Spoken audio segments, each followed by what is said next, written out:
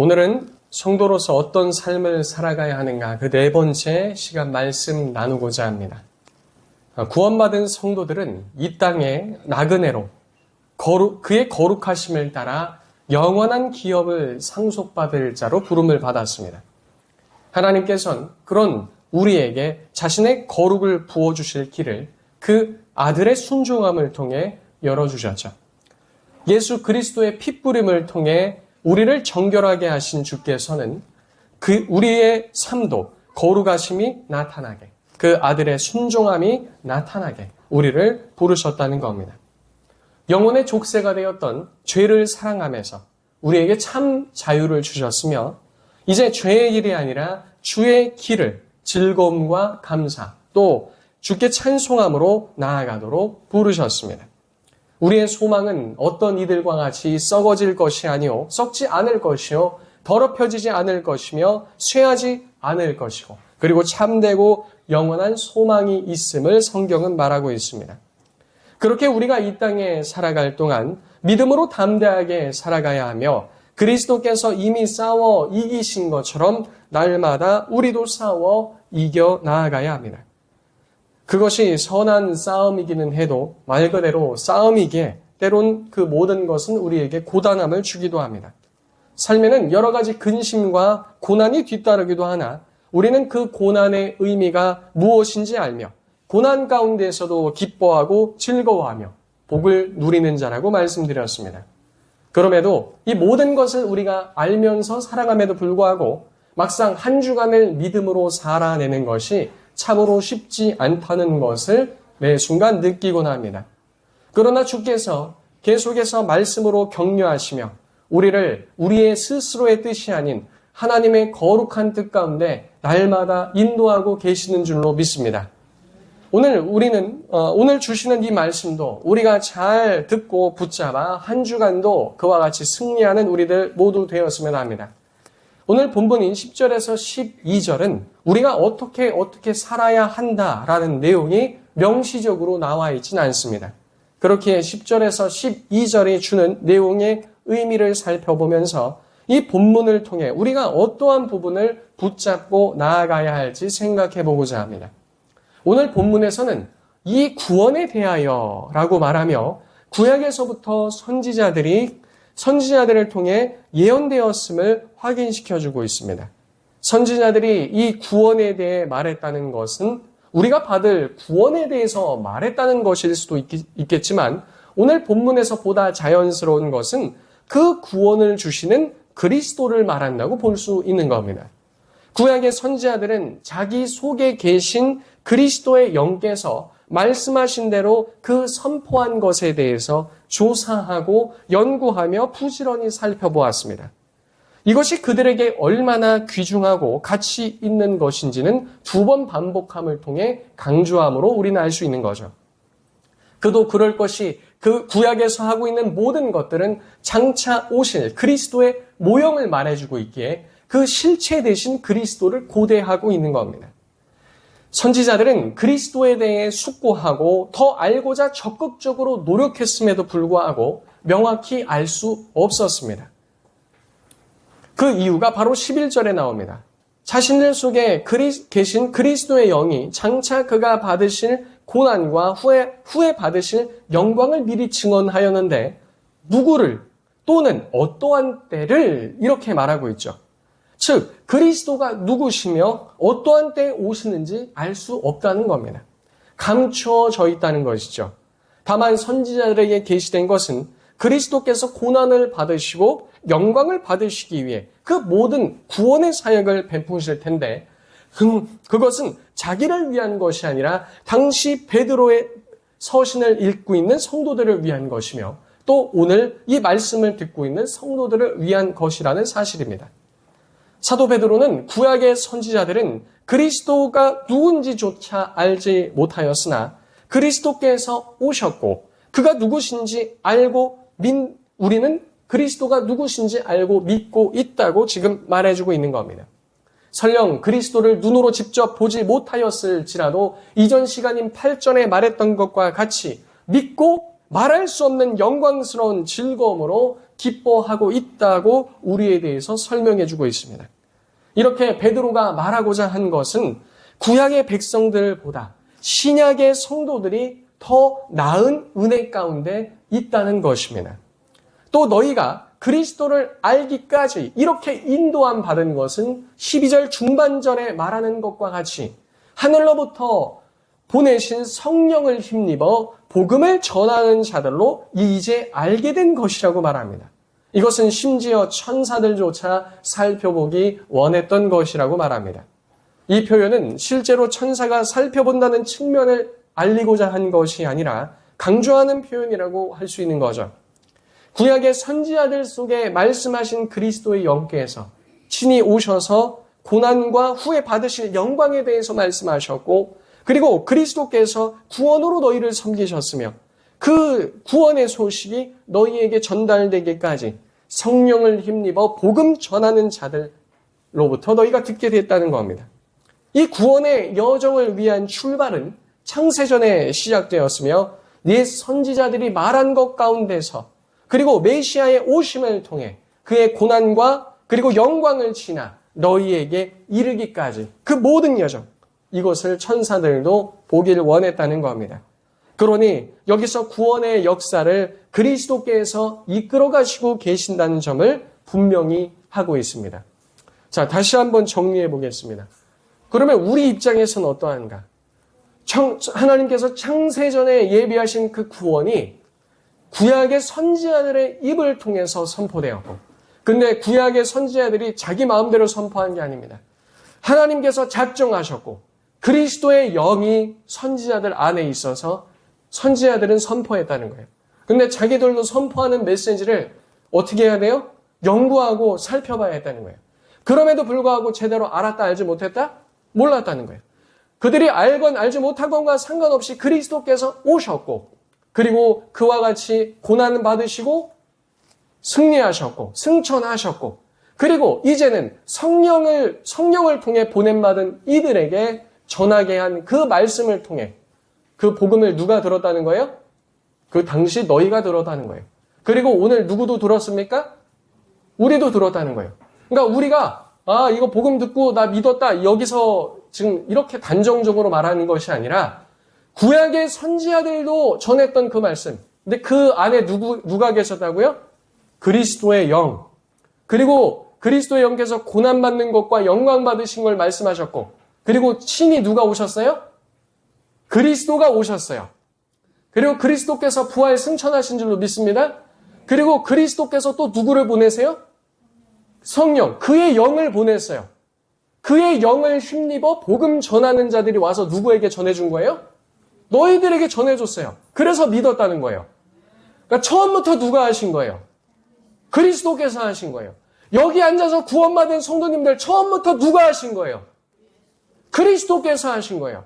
우리가 그리스도를 알지 못했어도 그리스도께서 창세전에 이 모든 것을 예정하셨으며 선지자들도 알고 싶었던 그 그리스도, 그들의 입을 통해서 선포하게 하셨으며 그분이 직접 오셨으며 깨달아 알지 못하는 우리를 위해 성령을 힘입어 복음 전하는 자들을 보내셔서 오늘도 4주째 이 강단에서 같은 본문을 통해서 그 그리스도를 여러분에게 전하셨다고 그리스도의 영께서 여러분에게 어떻게 하시는 겁니까? 어떻게 하시는 겁니까? 지금 전하고 있다는 거예요. 지금 전하고 있다는 겁니다. 이것도 누가 살펴보길 원했다고요? 천사들도 이와 같은 것을 살펴보길 원했다는 겁니다. 성도님들 과거에 어디 계셨습니까? 예수님을 알지 못했을 때 어디 계셨습니까? 그러니까 우리가 이 자리에 있는 것은 그냥 이 자리에 있는 것이 아님을 계속해서 반복에 말해주고 있다는 겁니다. 그리고 구약에서부터 알고자 했던 그 모든 그리스도에 관한 것들, 우리는 더 나은 은혜 가운데 신앙생활하고 있음을 베드로는 거듭해서 말해주고 있다는 겁니다. 사랑하는 성도님들, 우리는 이와 같이 더 나은 은혜를 입은 자들인 줄로 믿습니다. 더 나은 은혜를 입었다는 거죠. 자, 두 번째로 우리가 알아야 될 것이 있습니다. 이와 같이 이것은 약간 부차적이긴 하지만 우리 신앙인으로서 갖춰야 될 태도에 대해서 생각해 볼 필요가 있습니다. 구약의 선지자들은 오실 그리스도에 대해서 예언된 말씀을 가지고 연구하고 부지런히 살폈다는 겁니다. 선지자들은 그리스도께서 받으실 고난과 후에 받으실 영광을 미리 증언한 부분들을 깊이 상고했습니다. 이러한 모습과 태도는 오늘날을 살아가는 성도들에게도 필요한 모습이라는 겁니다. 우리는 구약에서 말하는 오실 분이 누구인지, 어느 때에 오시는지 그 초림을 통해서 분명히 알게 되었습니다. 그러나 오신 예수님께서도 말씀하신 바가 있습니다. 내가 승천한 후에 다시 어떻게 하리라? 다시 오리라. 그렇다면 우리는 구약의 선지자들이 오실 메시아에 대해서 그 말씀을 가지고, 그 말씀도 누가 하신 거예요? 그리스도께서 그의 영을 통해서 하신 거잖아요. 그래서 그거를 연구하고 살피면서 상고했던 것처럼 그리스도께서 직접 내가 다시 오리라라고 하셨던 말씀도 어떻게 해야 됩니까? 연구하고 살펴보고 깊이 상고해야 된다는 걸 알 수 있는 겁니다. 장로님께서 일부 예배 때 와서 1층에서 몰래 들으신 건지는 잘 모르겠지만 대표 기도를 통해서 오늘 설교 중에 일부를 말씀하셨어요. 마태복음 24장 36절에 그러나 그 날과 그때는 아무도 모르나니 하늘의 천사들도 아들도 모르고 오직 아버지만 아시느니라 라고 말씀하셨죠.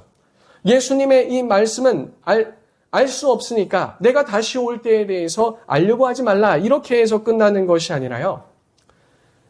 내가 다시 올 그 날과 그 시는 알지 못하지만 그러므로 너희는 무엇하라는 겁니까? 기다리라는 거죠. 깨어 준비하고 있으라는 겁니다.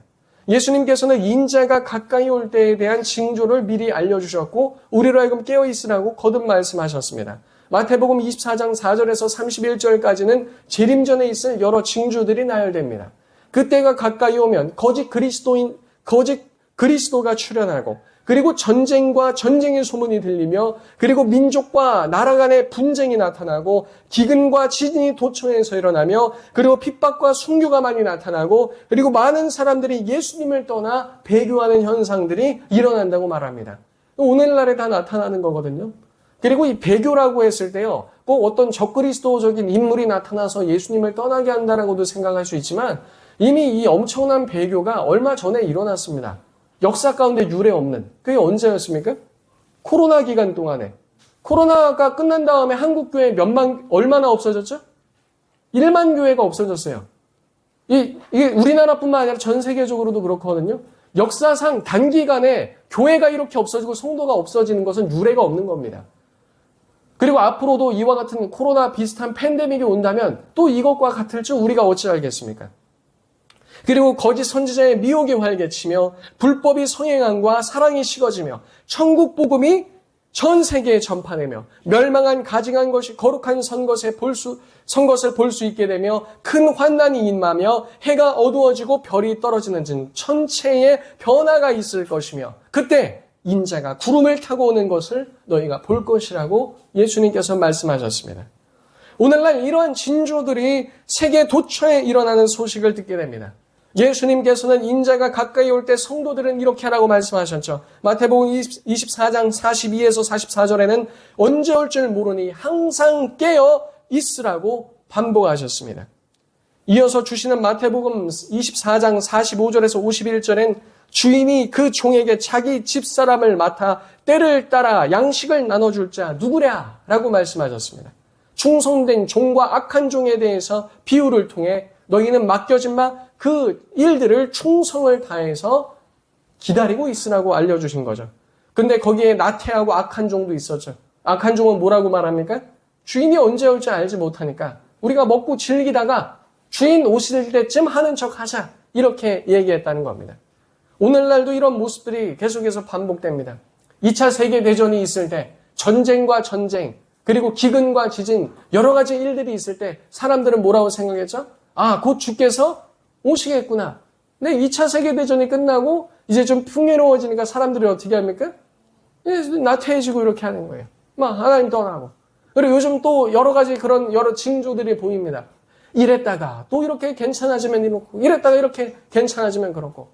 근데 주인께서 언제 오신다고요? 그때 오신다는 겁니다. 그때.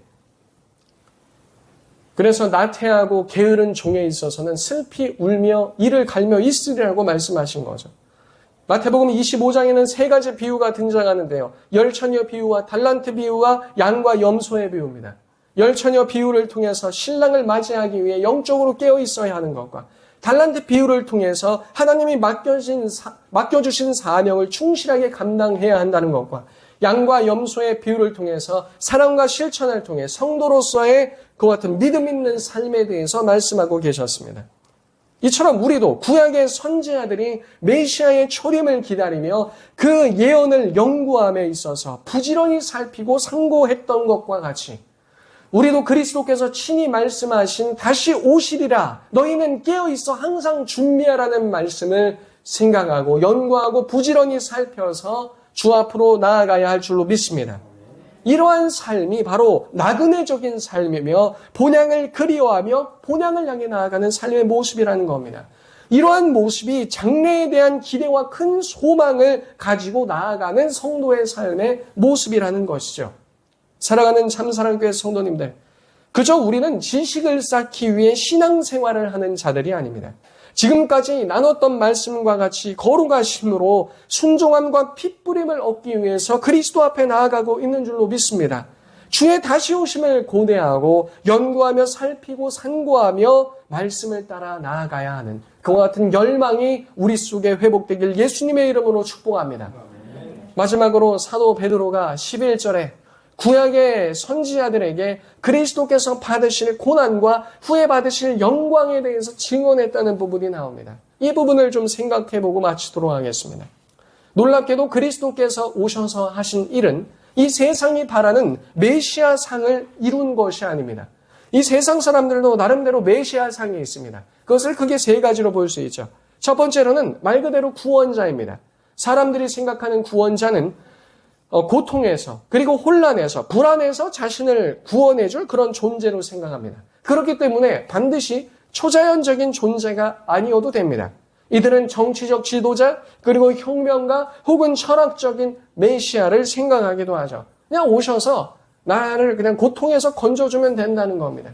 그렇기 때문에 어떤 사람은 악인도 따라가요. 어떤 사람은 악한 부자도 따라갑니다. 막 돈만 많이 준다 그러면 악한 일도 해요. 그게 자신의 고통에서 건져줄 그 사람에게는 구원자거든요. 또 어떤 이들은 정의의 실현자를 생각합니다. 어떤 흔한 불이나 사회적 구조와 권력에 대해서 대항하여 정의를 세우는 자를 생각하기도 하죠. 어떤 이들은 희망의 상징을 생각하기도 합니다. 개인이나 집단의 그런 절망 속에서 미래에 대한 희망의 등불을 찾기도 하죠. 그렇기 때문에 꼭 어떤 인간적인 존재가 아니라 희망적 상징이어도 그들에게는 상관이 없습니다. 하지만 방금 나열한 이러한 부류는 메시아가 가지고 있는 어떤 특징 중에 지엽적인 하나씩에 해당하는 것에 불과합니다. 이 중에 한 가지를 떼어놨다 한들 메시아가 될 수 없다는 것이죠. 위와 같은 조건을 한 가지 갖췄다고 메시아가 될 수 없다는 겁니다. 아니 우리가 속히 생각하면 이 땅에서 되게 이상적인 과거의 정치가들이 있어요. 성경에선 다윗이라고 해봅시다. 다윗이 그럼 구원자가 됩니까? 다윗이 구원자가 될까요? 아니에요. 다윗 시대에도 전쟁이 많았어요. 우리 성경을 통해서 평안하고 이런 것만 봐서 그래 전쟁도 많았습니다. 다윗의 개인사, 가정사 볼 때 어떻죠? 여러 가지 문제가 많았어요. 그도 구원자가 아니라는 겁니다. 과거에 어떤 유명한 철학자, 어떤 정치가, 어떠한 혁명가, 어떠한 기업가, 이런 것을 통해서 우리를 가난에서 건져주고 나라를 부강하게 한다? 구원자가 되지 못한다는 겁니다. 완전한 정의도 실현할 수 없습니다. 심지어는 그조차도 어떻게 해요? 약속을 해놓고 어떻게 되죠?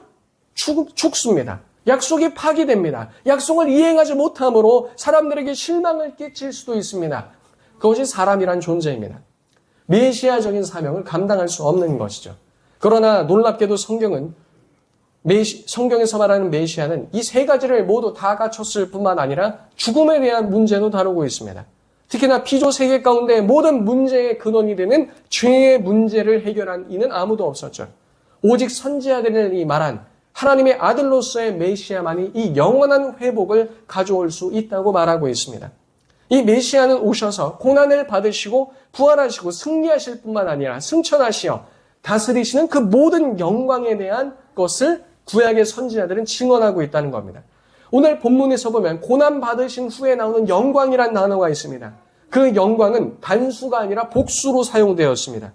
그 영광은 그리스도 자신의 사역에서만 멈춰지는 것이 아니라 그 영광은 그분이 구원한 자들을 통해서도 나타날 영광이었습니다.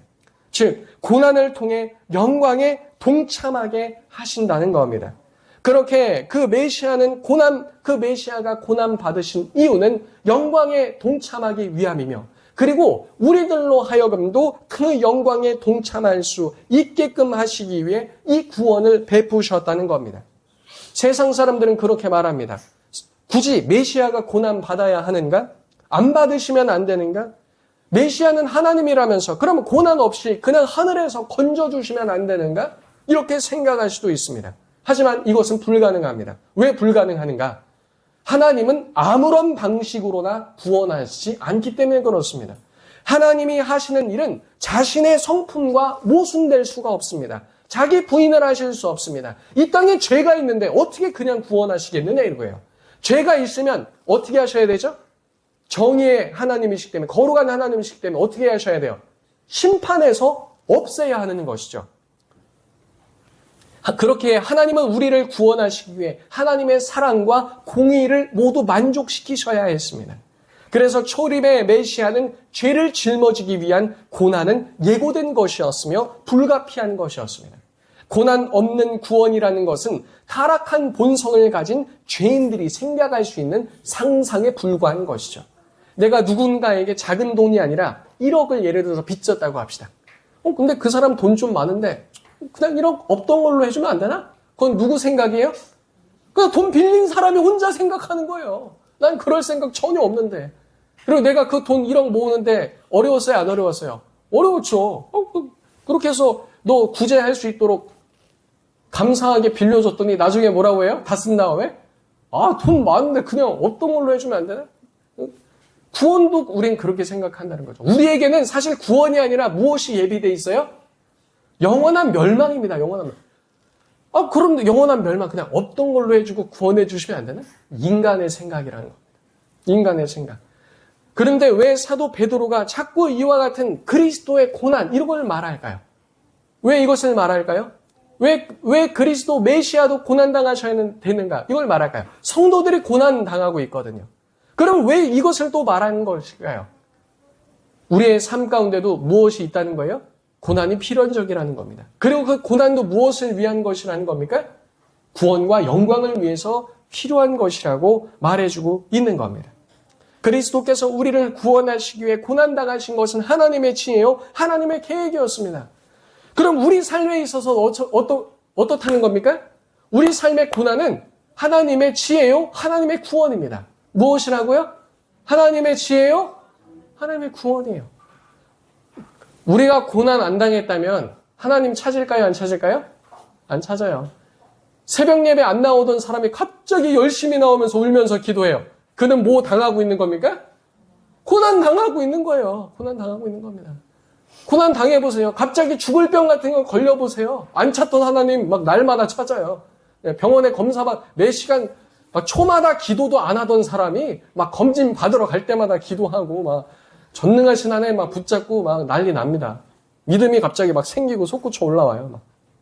막. 고난은 우리에게 그와 같은 하나님의 지혜요, 하나님의 구원이라는 겁니다. 고난 당하는 당시에는 괴로울 수 있으나 이것은 주 안에서 장차받을 영광과 좋게 비교할 수 없다는 겁니다. 이러한 모든 사실은 당시 고난과 어려움 가운데 있는 성도들에게 큰 위로가 되었다는 겁니다. 초대교회 성도들도 그리스도를 믿는 믿음을 지키기 위해서 여러 고난을 당하고 어려움을 당했기 때문입니다.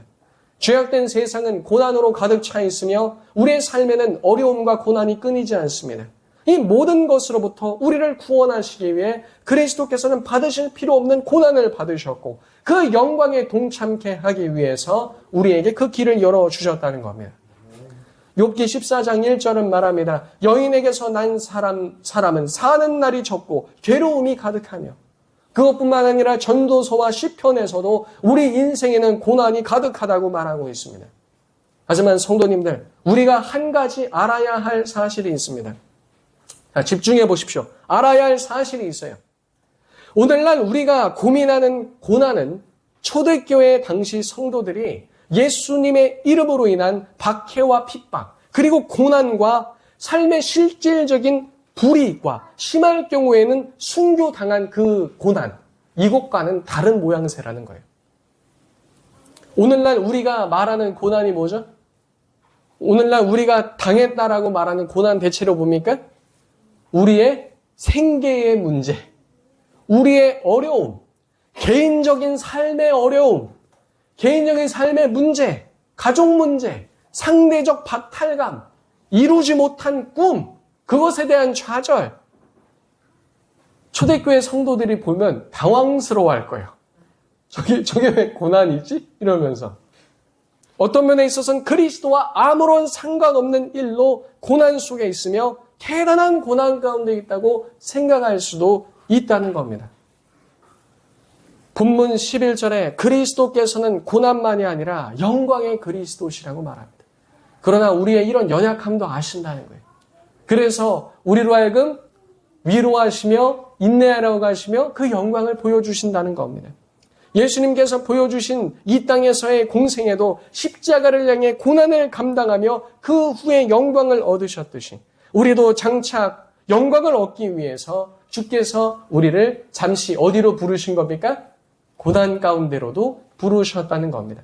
설령 그 고난이라는 것이 예수 그리스도의 이름으로 인한 직접적인 핍박은 아니라 할지라도 이 죄악된 세상 가운데 성도로서 살아가는 것이 쉽습니까? 어렵습니까? 어려워요. 근데 우리 솔직하게 한번 얘기해 봅시다. 우리가 정말 그리스도로 인해서 살기 어려운 겁니까? 그냥 삶이 살기 어려운 겁니까? 그냥 삶이 살기 어려운 거죠. 근데 이것도 무엇으로 비롯된 거예요? 죄로 인해서 비롯된 것임을 알고 우리가 그리스도를 위해서 고난을 당하든 그냥 믿는 믿음 가운데 나아가는 여정에 있어서 그냥 삶이 고난스럽든 그리스도께서는 그 본인이 고난을 짊어지심을 통해 영광의 길을 열어 놓으셨다는 겁니다. 그러므로 사랑하는 성도님들, 삶은 원래 고난입니다. 원래 어렵습니다. 그래서 거기서 맨날 어렵다, 힘들다라고 말하지 마시고 하나님께서 허락하신 그 모든 것 속에 그 의미를 찾으며 하나님께서 우리에게 베푸신 그 구원의 은혜를 바라보며 믿음으로 승리하며 나아가시는 여러분들 되시길 예수님의 이름으로 축복합니다.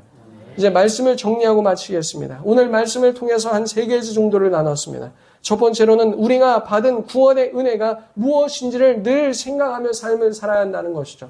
첫째 주차에 1에서 2절, 그리고 두 번째 주차에 3절에서 5절, 그 다음에 세 번째 주차에 6절에서 9절, 오늘 10절에서 12절. 계속해서 무엇을 상기시키고 있는 겁니까? 구원의 은혜에 대해서 말하고 있어요.